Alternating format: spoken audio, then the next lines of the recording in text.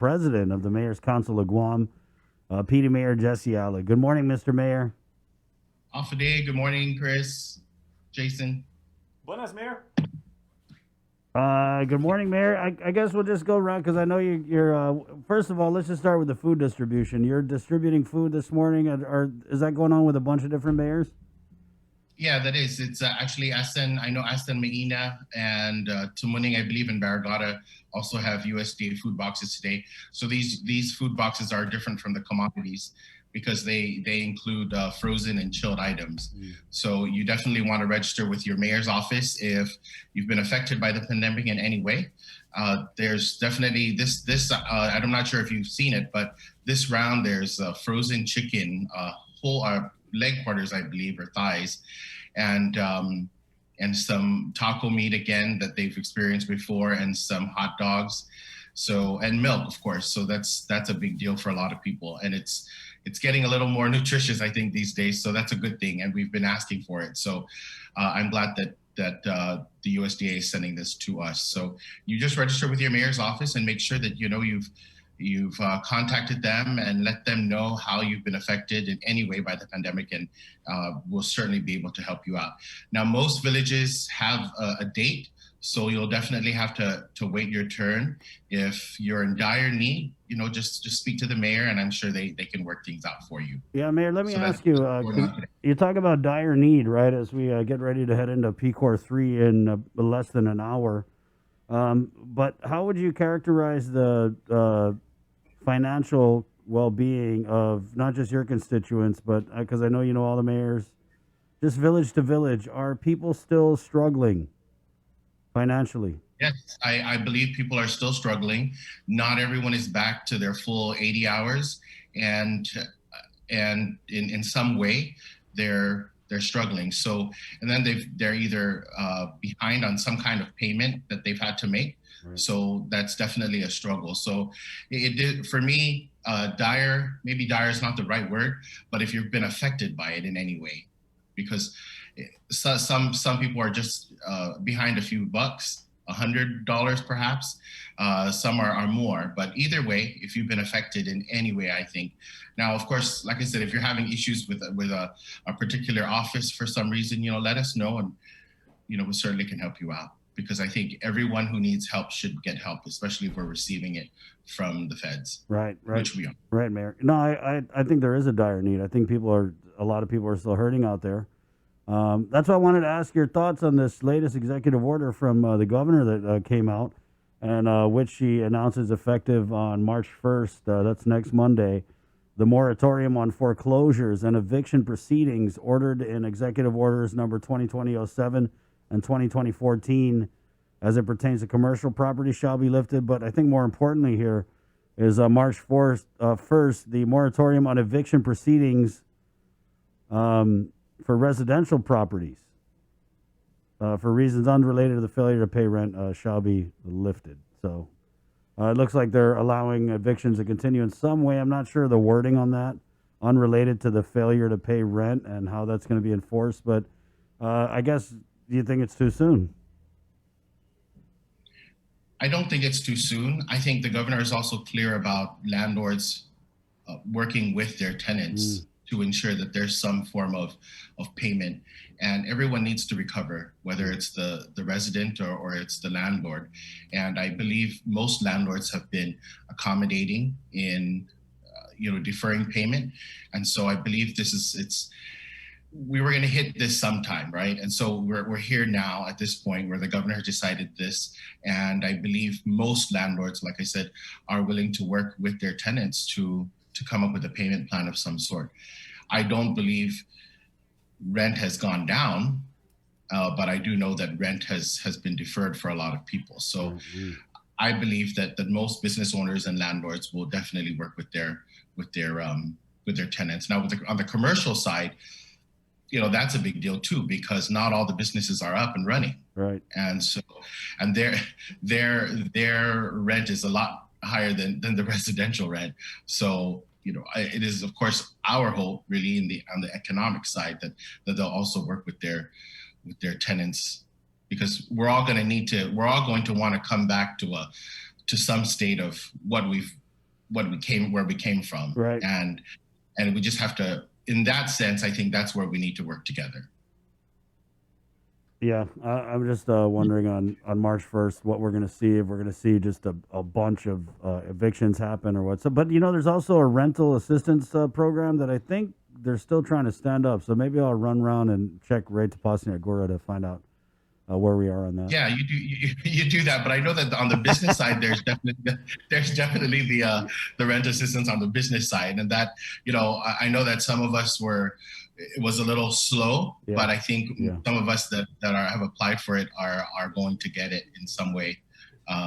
Whether sooner or later we will get the assistance, Right. and so I think also with on the residential side, that'll happen. So what do you think about going back to PCOR 3 at 8 a.m. Mayor? Well, I want to go back to peak. I want to get back to normal. I think most people are following the rules, are following the social distancing rule and the face mask. It's difficult to say because not everyone is of the same mindset. But I think if everyone continues to keep safe, we will be okay. With the regulations going on with public health, on the public health side, I'm hoping that with us mayors at least, we could definitely monitor that in our villages, and I think most of us have been.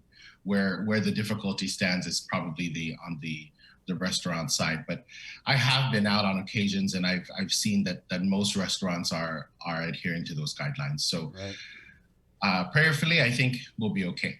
Right on. I know PD is not exactly known as a nightlife hotspot, but you do have a couple bars in the village, though, right? Yeah, we do. They're not really operating at the moment.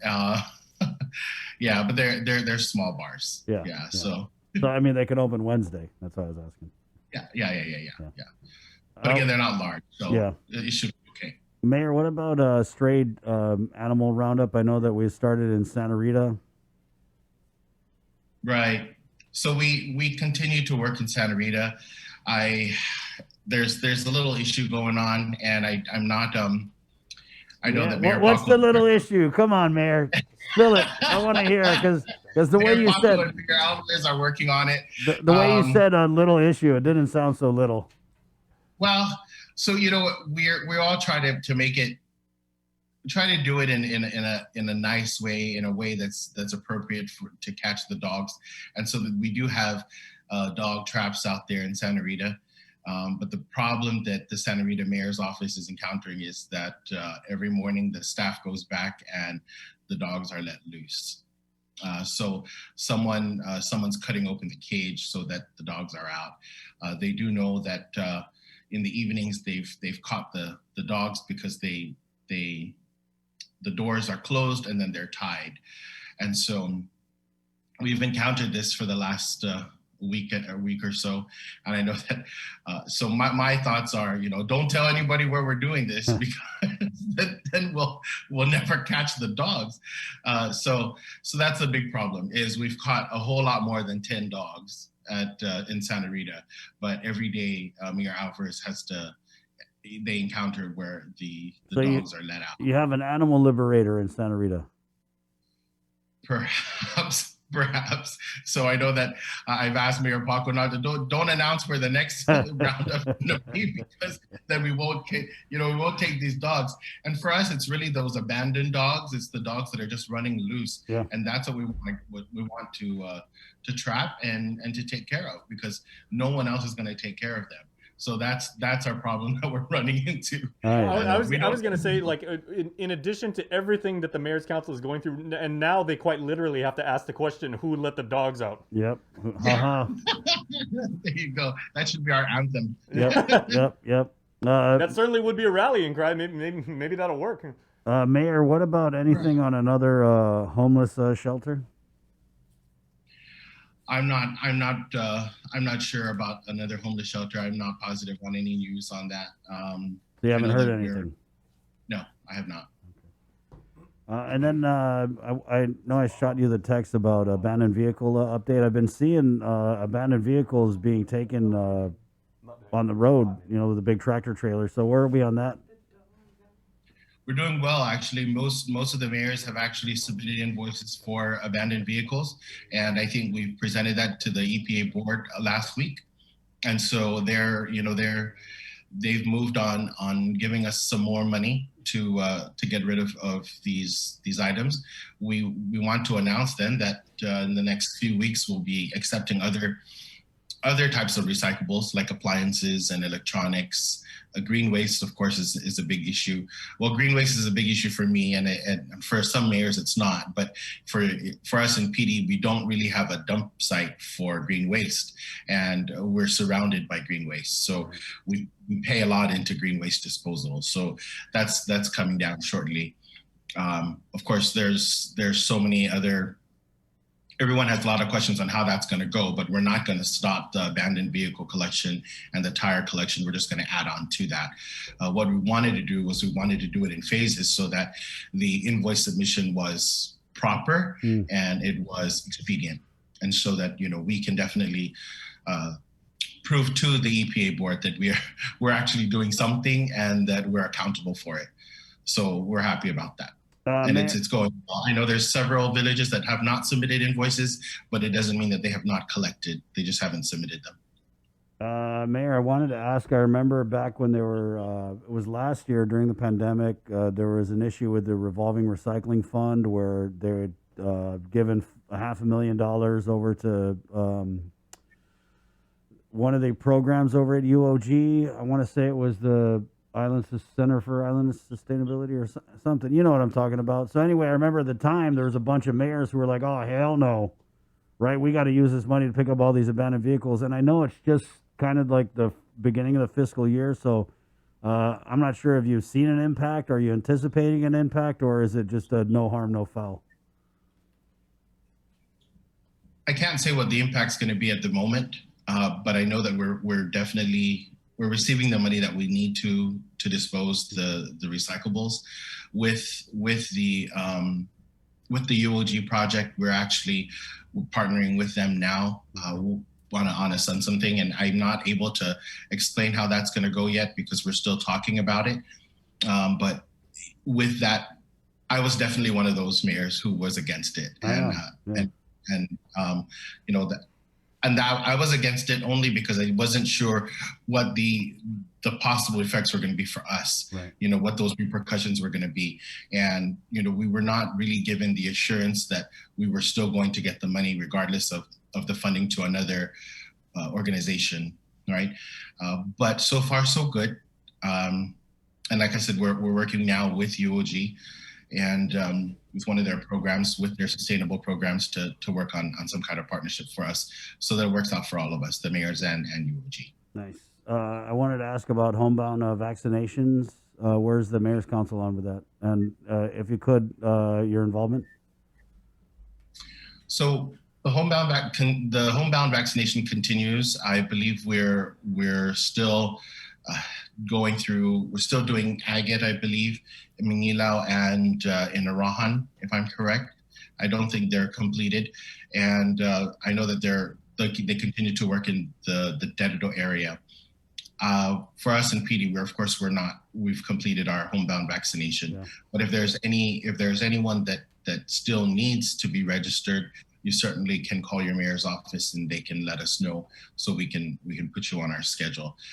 I can say that it's so far so good. We haven't had any issues, and I know that public health continues to work on making sure that all the homebound is vaccinated. What about the senior centers? I know that they're not going to be reopening for PCOR 3. How soon do you guys want to get them open, and do you think that the Manamco would come out if they were? I think frankly speaking, I think most want to. Mayor, we bring you on here because you are one of these frankly speaking guys. So please, frankly speak away. When you think of Manamco Center, you think of bingo, and that's just what it is. So they all want to go back to bingo, and why not, right? I think every Manamco who wants to go back for bingo should go back to bingo. I do know that the centers together, I don't have a center in PD, so all those villages that have centers, right. I know that they've agreed that until they can accept 100% occupancy, they will not open. And they won't open simply because, how do you prioritize 10A to 10C, right? Or Right. 2A to 2C, right? So there's just no way you can prioritize them. So they're not going to open into 100% occupancy.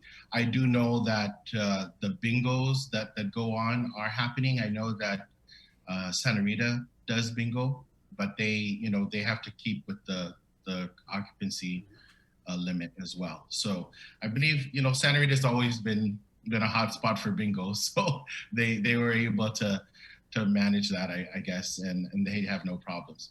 But as far as opening the centers, I do know that most want to open.